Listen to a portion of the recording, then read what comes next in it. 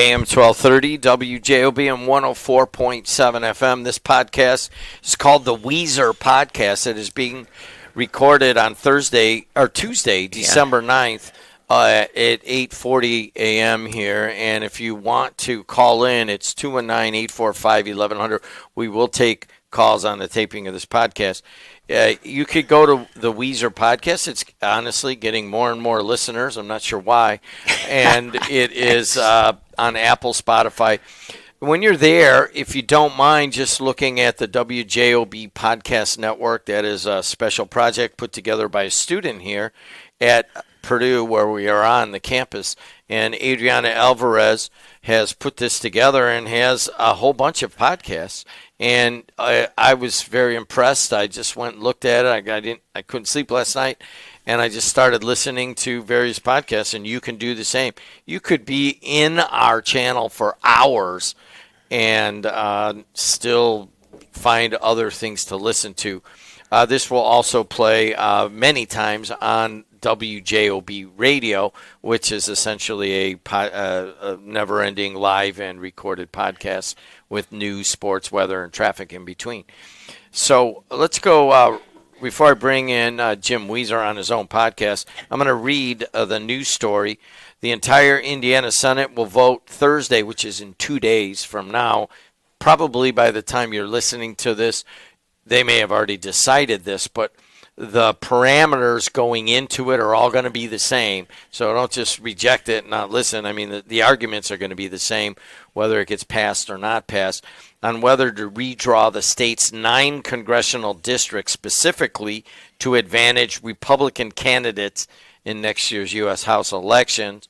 The Senate Elections Committee voted 6-3. 3 of the GOP Republican supporters explicitly said prior to voting that they backed the measure, and then 3 said they just wanted to get it on the floor, and they reserved the right to change their vote on the final vote. A number of people chimed in, and one of those is downstate was Senator Mike McCaskill. He said, hey, please don't make this a redistricting vote on to measure your loyalty to Donald Trump. And then he went on to acknowledge his devotion to the president. The man has sacrificed an awful lot to put business on hold and become the president. The man is a patriot. He's the man for the job, and I stand with him 100%. Political gerrymandering is uncomfortable, he said, but it's the environment that we're in. Others downstate, including Senator Ford out of Indy, he actually went to P&W right behind us here, and I would like to get him on. I do not remember him, but once I see him, I probably say, hey, dude, yeah, I remember you. I got an MBA at Purdue and knew a lot of students over there during the time he would have been there. The proposed map splits the current 1st Congressional District of Lake Porter and Northwest LaPorte counties into 2 pieces that sprawl east nearly to Ohio. Very rarely do I have to admit that I was wrong, and I have to do it publicly on my own radio stations and my own podcast network. Well, it's not my podcast network, it's Adriana's, but I have to do that right now, and that I was wrong and Jim Wieser was right, and this is going to be a hard thing to do, Wieser. It's about time. Wieser sat there, and we talked about it, and there was plenty of talk, including Mitch Daniels coming out and saying, hey, you don't have to be beholden to a temporary occupant of the White House. And I thought for sure that this was going to go away and that Indiana wasn't going to redistrict. They weren't even going to call a special session. All of that went out the wayside when you said, Jim, I don't care what you say and what all the talk is, they're all going to fold. And they're all going to come, and you're going to have a special session, and ultimately they're going to fold. Doesn't matter what they're saying. You were right. Yeah, so far. I mean, far. there may be some weird things that happen in the next couple of days. Could be. But I didn't think there was going to be a special session. I honestly didn't think that Hal Slager and Julie Althoff would side with the President Trump side on this, and they did. You Here's a good one. You said that, well, the only way that they wouldn't vote on this would be if they wanted to give them cover, because what's going to happen is the Democrats, and we've already had two elected officials call the earlier show this morning and say, Julie Altoff and Hal Slager voting for this, it's the only thing that the Democrats are going to be bringing up when they go to run against them for their state positions. So you were right about that. They're going to vote for it unless they want to give them cover. They didn't want to give them cover, and now they may be open to it. But here we are. We are in the middle of this, and they have to today and tomorrow they're going to talk about it, and then Thursday they're going to vote on it. What's going to happen? They're going to approve the redistricting. And I just want to go back to something McCaskill said when you were quoting him, which I simply love about, about the redistricting, and don't make this a Trump thing. He's a businessman that sacrifices business. What a joke. He's making more money now, and his family's making more money now off the grift than they would ever make in their business, because he was a failed businessman. But more importantly, how could anybody in their right mind call Donald Trump a patriot? A guy who draft dodged, a guy who's a convicted felon, a patriot. That shows you how deeply we've descended into the dark side of politics and government. And there's no end to it. Absolutely no end to it. And that's why I believe that no matter what anyone says on that side of the aisle, they're going to approve it, because they've all committed to it. They've all fallen into it, and they have to fall in line. They don't want to be primaried. It's a sad state of affairs.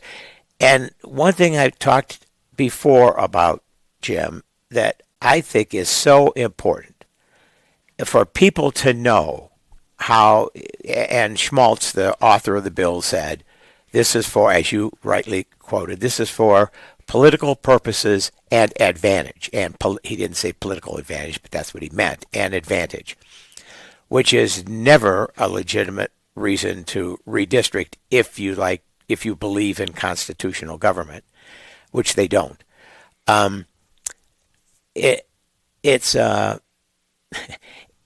It's just, I don't know what to say other than to say, it's sadly a done deal. And I could tell you, knowing, I know what I'll back up here for a second. My point being that the Republican governing authorities, because from the governor on through the legislature, when they redistricted in 2021 by law, right after the census, I was the chairman of the Democratic Party at that time in Lake County, and I gave them credit for doing it in a fair, transparent, logical manner. Conducted 12 hearings throughout the entire state, including here in Northwest Indiana. I went to the hearing, and they followed the accepted parameters of redistricting in terms of equal population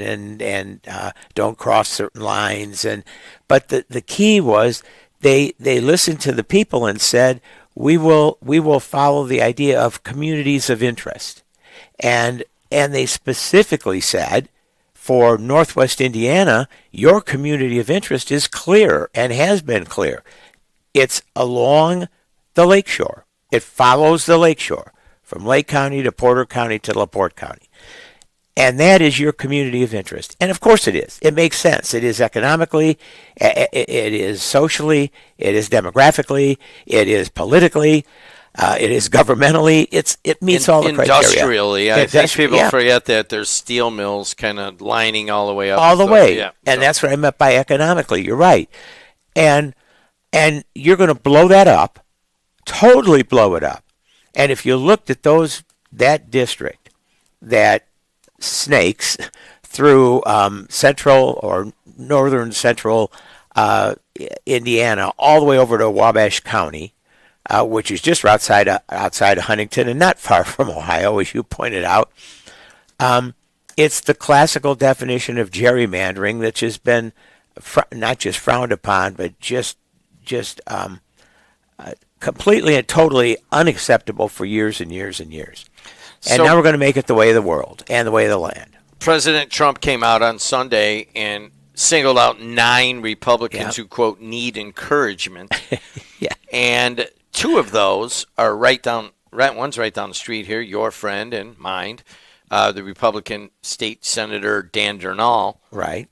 who has been swatted, or a swatting attempt. Rick Niemeyer, who might be the one that would benefit most from this. I don't know if he's publicly said where he's at, but evidently he needs encouragement also. What do you say about, those 2 men have a lot of weight on their shoulders right now, including the weight of the President of the United States. Exactly. My understanding is I believe he even called them. I'm not sure, but I think that's what I heard or said or read or something. That is the president calling them. We'll find out the character of Rick and Dan, which I've always thought is extremely high. I hold both of them for a variety of reasons in high regard. I don't agree with them often politically or governmentally, but I know them as business people. I know them as family members. I know them as fathers. I know them, and they're good people. But we'll find out. We'll find out what their let's character just analyze the factors here. We talked for a while on this podcast and on other points on this radio station that the dilemma facing Republicans right now is tough because you have basically a kind of a moderate area around here. There's certainly, the Donald Trump MAGA folks, and there's certainly, kind of people that are way to the left. But there's kind of a lot of people, and I know this from being on the air here off and on for 40 years, there's a lot of people like just kind of, what about this? Oh, on the other side, what about that? And so you have a lot of Republicans that are against this, including Mitch Daniels and Mitch Daniels Republicans.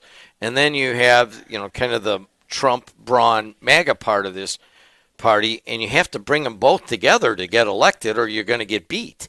And so you have to appease the president and the governor and that whole wing. But then you kind of see a lot of people that are like, hey, dude, let's not get intimidated and let's not get threatened. If you think this is wrong, then you got to vote your conscience. That's a difficult position for all of these Republicans, especially the ones up here in Northwest Indiana, Durnall and Niemeyer. In that sense, the way you described it, it is a difficult position. And it was a difficult position for all those people that John Kennedy described years ago in the book that he wrote, Profiles in Courage. This is a time when you stand up. This is a time when your moral compass and when your character and when your background tells you that it's just wrong, governmentally wrong, politically wrong, and you stand up and you do the right thing. And I get the swatting stuff. I of course, that's not my side of the aisle that's doing the swatting. That's their side of the aisle that's doing the swatting. Swatting isn't being done by Democrats. It's being done by the MAGA side of the Republicans. That's what they want to live with, and they want us to live with as people in a constitutional democracy. Then that's what we're going to have, and soon thereafter, we won't have a democracy. So most people, we will play this starting right away on the radio, and we'll play it until after the vote. It'll play through the weekend, and people will be listening after. So they will have the advantage of knowing what happens. But let's play the what-if game on a couple things. What if Dan Durnall and Rick Niemeyer would probably have to be part of this? People stood up to the president and said, no, we're not going to do this right now. We're like, what's his name? Greg Walker. I can't believe this guy's saying this stuff. But have you heard what he said? He said, I will not be intimidated. What does he say? I will not be intimidated. That's his main thing. I will not be intimidated, and I worry about my grandkids if what we're going to do is let threats and intimidation run this state. And I was like, whoa, dude, that is really standing up to Donald Trump. So let's just play the what-if game. What if some Republicans come over and say, hey, we're just not going to do this. You can go somewhere else. We're good with 7-2, and that's how it's going to be going into the election. How do you think that plays out? I'm not sure I know what you mean by how do I think it plays out. So what if they say no to Trump? I mean, so here's the parallel. Indiana stunned the nation on Saturday night by beating Ohio State. Yep. It was beautiful. It was proud to be a Hoosier. Everybody, even if you're a Notre Dame fan or Purdue or Ball State, Indiana State, doesn't matter. You're proud. I mean, Indiana Hoosiers they took on the big Ohio State people, and they disrupted the whole thing. I kind of look at it as the same thing. Is that what's going to happen here on Thursday? Is Indiana going to disrupt and surprise the country? I don't believe they will. I hope that they will. But what if they do? Well, then I guess you take the concept, extending your analogy. The Hoosiers, the football team loves to call themselves the Misfits. You're going to have some very proud and highly moral misfits in the Republican Party. And they're going to have to handle, or they're going to have to be prepared to handle the reaction that's going to come to that. What would that reaction be like in your mind? Well, in my mind, I think you'd for sure see to start out with, you'd see a candidate in the Republican Party filed against them. I think that'd be number one. I think that'd be the starting point, so that Rick, who you wouldn't expect ordinarily down in South Lake County with his family's background and name and his reputation to have an opponent, he's going to have an opponent. Dan's going to have an opponent in the primary. And there's going to be a lot of money that'll be poured in to defeat them. And they're just going to have to go out. They have no choice. They're going to have to go out to their constituents and say, we did the right thing. We stood up to them. We stood up to a president who's, let me just, I'm not going to digress, but let me just say, I thought a quote from James Comey, and I'm not a big fan of James Comey, but the former FBI director who was indicted and has since been exonerated, at least so far. It was dismissed, and he said I never saw such an accurate description of Trump and his minions as Comey said. He said they govern with malevolence and incompetence. Bad combination. When you're mean-spirited, when you'll do anything malevolent, using his term and what that term means, and you're incompetent, it doesn't lead to good results. And I can candidly say that I would be concerned. I'm concerned as someone that knows them very well. I'm concerned that with the kind of language and the kind of reaction that they'll get, that there could be some harm, that there could actually be physical harm involved, because they'll stop at nothing. They, meaning Trump and his folks, will stop at nothing to get what they want. That's why he used the term malevolent, and they'll do it. And it's not they do it. They don't say, although Trump's background with New York and his love of the mafia and things of that nature, who knows? But in this particular instance, there's people out there, we all know it, that react on how they speak and how they talk. And when Trump gets out there and says these guys are worthless, these Indiana senators who, if we're playing the what if game, if they actually stood up to him, they're worthless. They're like third world countries. They're shitholes. They're assholes. That's what he's going to say. And there's unfortunately sad people out there that are doing the swatting, that are doing the threatening, that are going to do more than just threaten. And I'm super concerned about that. And I it's so beyond the pale that sometimes I'm at a loss of words to try to describe how bad and how evil these people are and this administration is.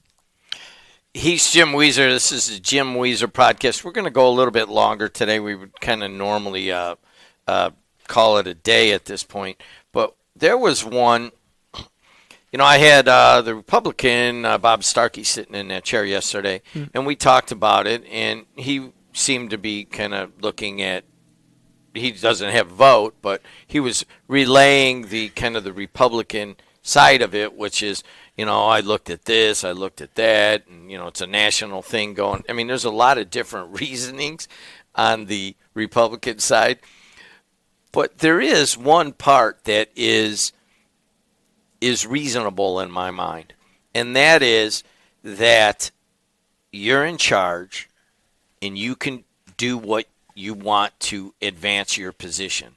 People voted for you, and you should use the available tools. And there was one person I looked at, like all the comments, everybody was like, this representative said, I voted for it for this reason and that reason. I'm like, none of that, man. It's a yes or no. It's like an A or B conversation. But one guy testified yesterday and got up and said, hey, listen, it's all just about power. And he was from Citizens in Action. And he says, I urge you not just to merely be in office, but to be in power and use that power to save our federal republic. I'm not so sure there's any other argument. And that is a strong argument, especially on the Republican side. We're in power. Let's use our power to stay in power and get our agenda done. What do you say to that? Bullshit. Okay. That is such a crap of rationalization to think that you should abandon all your principles, all your moral beliefs, and say, okay, we can just go out and do whatever the hell we want for as long as we want, and don't do it in a constitutional way, don't do it in a lawful way, don't believe in the rule of law, don't believe in the Constitution, and what it's going to lead to, and it is going to lead to, is what's going to lead to is in 2 years, you will never recognize the form of government that we have all lived under and enjoyed for 250 years. It will be gone, and we'll be an autocracy, just like like all his buddies, Hungary, Turkey, you name them. He doesn't care, and they don't care, and they're going to pay the price, and we're all going to pay the price. So I must remind you, we are on AM radio recording. Yeah, we're recording that, and my the person who runs this network back there is gesticulating wildly. That we need to recall that. Perhaps when we're talking about redistricting, we should tape non-live so that she could put the machine on. And I know you're pretty upset. And I apologize, but anybody who doesn't get super upset and on what is transpiring and what is taking place, well, I feel sorry for you. I was going to say, it's fine for YouTube. YouTube doesn't care. Yeah. AM radio might care. All right, so we need to, we'll take that out, but we will acknowledge that it happened. All right, so let's do the other side. All right, let's say, as you say, and you said long ago when it looked like none of this had any chance, you go, don't worry about it, Jim, they're all going to fold. So let's say they do what you said, that Republicans downstate fold and maybe even Dan Durnell and Rick Niemeyer fold, and they vote with Donald Trump and Braun, and they redraw this district all the way, most of the way to Ohio on kind of a weird little banana. It looks like a banana. So it'll be an odd district. Here's what Frank Mervan said. He said, listen, whether they do or they don't redistrict, I'm going to do everything I can to run through mountains to make sure that we create jobs and we take care of the most vulnerable populations. Is there any possible way that message carries through this district?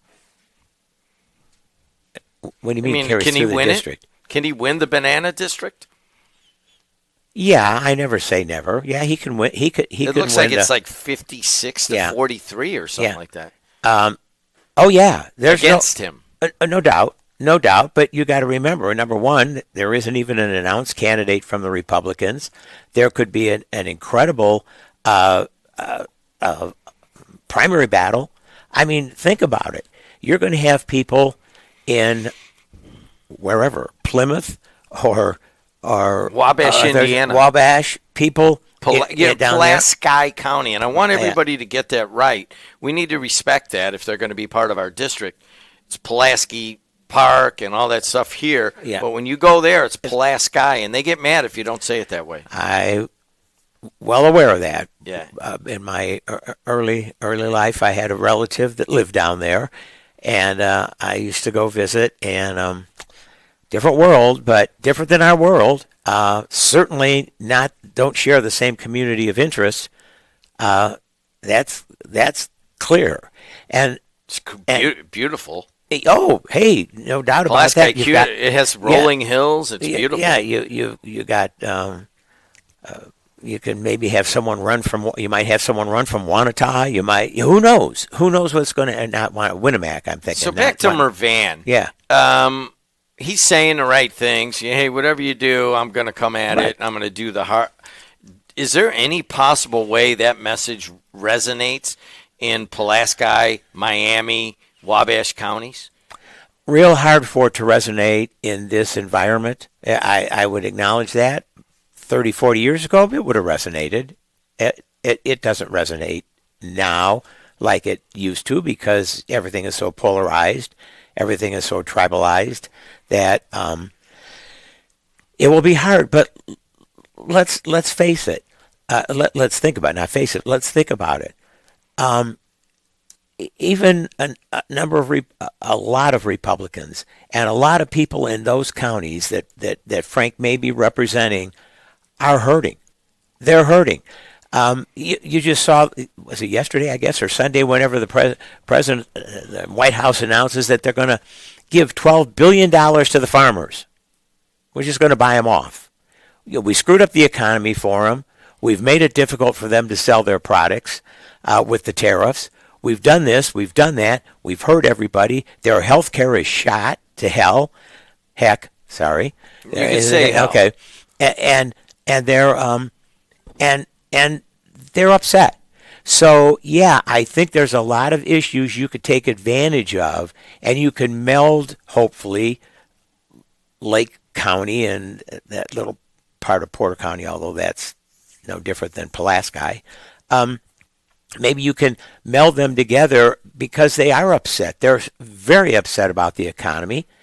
And I think they're sick and tired of the lies and the games that the Republican leadership plays in Washington. That I think that Frank. I think that's what Frank has to do. He's going to have to say, "Hey, okay, this is what happened, but folks, this is what I've been doing as a congressman for the 3 terms I've been in there. I fight for people. I fight for the working man. I fight for a good economy. I fight for jobs. I fight for health care, and I think that message will resonate. Now, to what extent, I don't know, but I think it will. He's Jim Wieser. This is the Wieser Podcast. What would you have to say if you ran into Dan Dernal and Rick Niemeyer going into this vote on Thursday? What I'd have to say to both of them is, I know your whole family. Dan, your father and my father were incredibly close friends. Rick, your father and I were unbelievably close allies as a Republican and a Democrat when we were in governance in the county. They were honorable people. They were good people. They were honest people. They had characters. They had morals. And more importantly, they had backbone. Do the right thing, which you know to be the right thing, and that is vote against the redistricting. Let's call it right there. The Wieser Podcast. You can get it on Apple, Spotify, wherever you get your podcast. While you're there, please like the WJOB Podcast Network. Adriana Alvarez, the 21-year-old student who is in finals right now, is she put it all together kind of against my judgment. And we're also on, if you want to watch it, you would go to WJOB 1230 on YouTube, and you could see Jim Wieser get really upset and still kind of maintain some composure. Until next time, we'll see you later.